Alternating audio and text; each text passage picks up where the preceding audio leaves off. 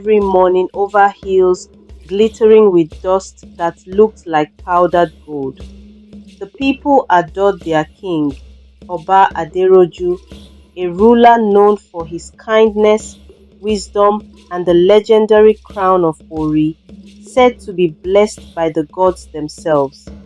It was believed that as long as the crown remained on Aderoju's head, Ile Oro would never fall. But in the shadows, envy was brewing.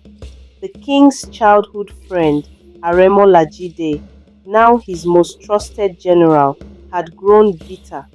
For years, Lajide stood by the king's side in battle and council, yet the gods never chose him for glory. Whispers from a foreign queen, beautiful, cunning, and exiled from her land, poisoned his heart. She told him that the gods had made a mistake and that the crown was his destiny. One night under the dim moon, Lajide crept into the royal palace. He was welcomed by the king himself, for Aderoju trusted him more than any man alive. Over palm wine, they laughed and spoke of old memories. But as the king turned to refill Lajide's cup, the general drew a dagger dipped in the venom of the Akan serpent. The blow landed, but to Lajide's shock, the king did not fall. Instead, Aderoju turned, his eyes glowing with a strange light. The crown pulsed with an ancient force, and the venom dripped harmlessly from his robe.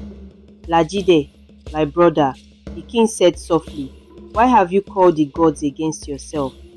But before the king could speak further, Lajide blew a horn. Armed men stormed the palace, soldiers loyal not to Ileoro but to the exiled queen. A bloody fight erupted in the throne room. Though the king fought bravely, he was finally overpowered. The crown was snatched from his head. As soon as it left him, the skies darkened. The golden hills of Ile-Oro turned grey, and a great storm swallowed the city. Lajide placed the crown upon his head, grinning triumphantly, only for flames to engulf him. The gods had cursed the crown, binding it to the true bloodline. His flesh turned to ash before the terrified eyes of the conspirators. The crown rolled across the stone floor, landing at the feet of the wounded king. With the last of his strength, Aderoju placed it back upon his head. The storm calmed, but Ile-Oro was forever scarred.